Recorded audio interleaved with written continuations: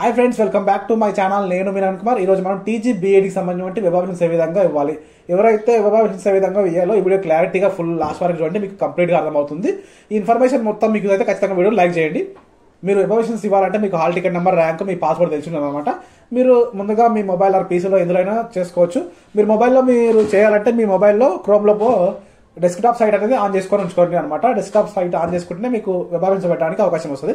నేను ఇప్పుడు జస్ట్ నార్మల్గా పీసీలో చూపిస్తున్నాను. సేమ్ ఇదే ప్రాసెస్ మొబైల్లో కూడా చేసుకోవచ్చు, కానీ క్రోమ్లో పైన డాట్స్ ఉంటాయి అనమాట. డెస్క్టాప్ సైట్ అయితే ఆన్ చేసుకొని ట్రై చేయండి. ఇక్కడ చూడండి, మీరు మీ మొబైల్ ఆర్ పీసీలో ఎందులో సరే సర్చ్ బార్ ఓపెన్ చేయండి. గూగుల్ క్రోమ్ ఓపెన్ చేసిన తర్వాత సర్చ్ బార్లో టీజీ హెడ్సెట్ అని టైప్ చేయండి. టీజీ హెడ్సెట్ అని టైప్ చేసిన తర్వాత మనకు ఫస్ట్ లింక్ ఈ విధంగా వస్తుంది. ఈ లింక్ పైన క్లిక్ చేసేయండి. ఈ లింక్ పైన క్లిక్ చేయగానే మనకి ఈ విధంగా వెబ్సైట్ అయితే ఓపెన్ అవుతుంది. ఈ విధంగా వెబ్సైట్ ఓపెన్ అయిన తర్వాత మనకు అడ్మిషన్ సంబంధించిన ప్రాసెస్ మొత్తం ఈ వెబ్సైట్ లోపల కండక్ట్ చేస్తారన్నమాట. ఇక్కడ ఉంది కదా, మనకి ఈ వెబ్సైట్ లోపల కండక్ట్ చేస్తారు. చూడండి, ఇక్కడ ఉంది కదా, ఈ వెబ్సైట్ లోపల కండక్ట్ చేస్తారు. ఈ వెబ్సైట్ లింక్ డిస్క్రిప్షన్ ప్రొవైడ్ చేస్తాను. లింక్ పైన క్లిక్ చేయగానే ట్యాబ్ అయితే ఈ విధంగా ఓపెన్ అవుతుంది. ఈ విధంగా ట్యాబ్ ఓపెన్ అయిన తర్వాత ఇక్కడ చూడండి, మనకు వెబ్ ఆప్షన్స్ పెట్టుకోవడానికి ఇక్కడ మనకు చాయిస్ ఇస్తారనమాట. వెబ్ ఆప్షన్స్ లాగిన్ అని ఉంది. ఇక్కడ లిస్టెడ్ సర్టిఫికేట్ వెరిఫికేషన్ క్యాండిడేట్స్ అని ఉంది. ఈ లింక్ పైన క్లిక్ చేస్తే ఎన్సీసీ కానీ పిహెచ్ఈ ఫిజికల్ హ్యాండిక్యాప్స్ ఎవరైతే సర్టిఫికేట్ వెరిఫికేషన్ చేసుకున్నారో దాంట్లో హాల్ టికెట్ నెంబర్ కొట్టి చూస్తే మీకు అన్ని ఓకే అని చూపిస్తుంది. ఇదేం పెద్ద అవసరం లేదు, బ్యాక్ చేసేయండి. ఇప్పుడైతే మనం వెబ్ ఆప్షన్స్ ఏ విధంగా పెట్టాలో చూద్దాం అనమాట. ఇక్కడ చూసినట్లయితే ఇక్కడ ఉంది కదా, వెబ్ ఆప్షన్స్ లాగిన్ అని ఉందా, ఈ లింక్ పైన క్లిక్ చేసేయండి. ఈ విధంగా లింక్ పైన క్లిక్ చేయగానే ట్యాబ్ అయితే ఈ విధంగా ఓపెన్ అవుతుంది. నిన్న ఓపెన్ అవుతుంది అనమాట, కానీ నిన్న నుంచి సర్వర్ బిజీ వల్ల ఆప్షన్స్ పెట్టడానికి రాలేదు. ఇప్పుడు ఓపెన్ అవుతుంది. నేను ఇప్పుడే వీడియో చేసి మీకు అప్డేట్ ఇవ్వాలని వీడియో చేస్తున్నాను. ఇక్కడ చూసుకున్నట్లయితే మీరు ఇక్కడ హాల్ టికెట్ నెంబర్ ఎంటర్ చేయాలి. తర్వాత మీ ర్యాంక్ ఎంటర్ చేసి లాగిన్ పైన క్లిక్ చేసేయాలి. ఇక్కడ మీ హాల్ టికెట్ నెంబర్ ఎంటర్ చేసేయండి.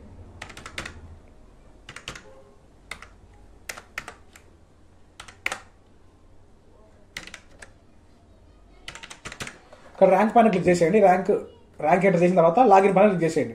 లాగిన్ పైన క్లిక్ చేయగానే మీరు సర్టిఫికేట్ వెరిఫికేషన్కి రిజిస్ట్రేషన్ చేసుకున్నప్పుడు ఒక పాస్వర్డ్ అయితే ఇచ్చారు. ఆ పాస్వర్డ్ని ఎంటర్ చేసేయండి. ఇక్కడ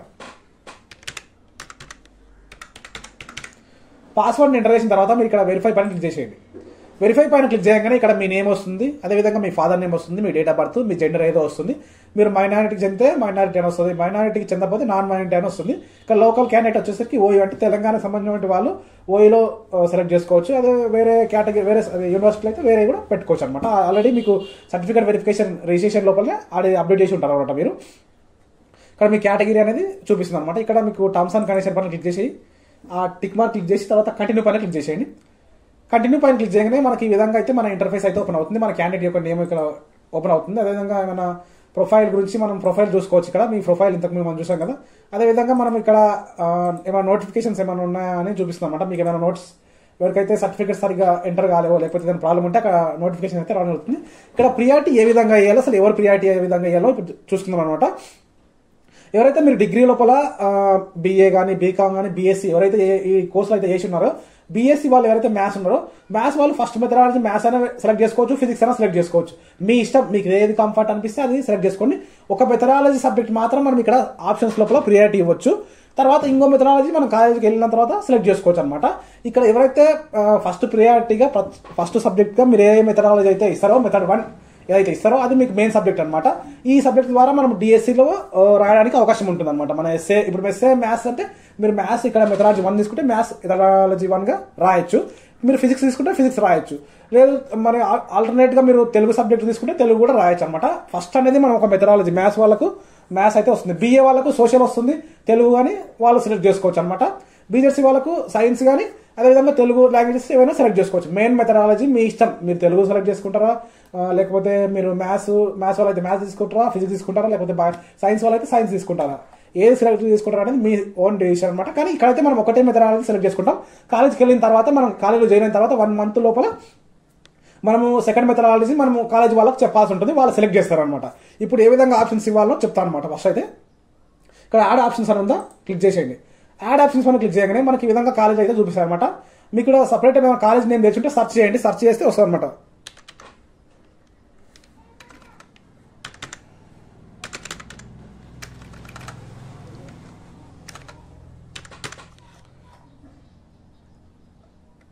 చూడండి, ఇక్కడ నేను సెర్చ్ చేస్తున్నాను. Osmania university oriental Telugu language social studies. మీరు ఏది పెట్టుకుంటారు అనుకుంటున్నారో దాన్ని క్లిక్ చేసి యాడ్ ప్రియారిటీ పైన క్లిక్ చేసేయండి. యాడ్ ప్రియారిటీ పైన క్లిక్ చేస్తే మనకు ఆప్షన్స్ యాడ్ అవుతాయి అనమాట.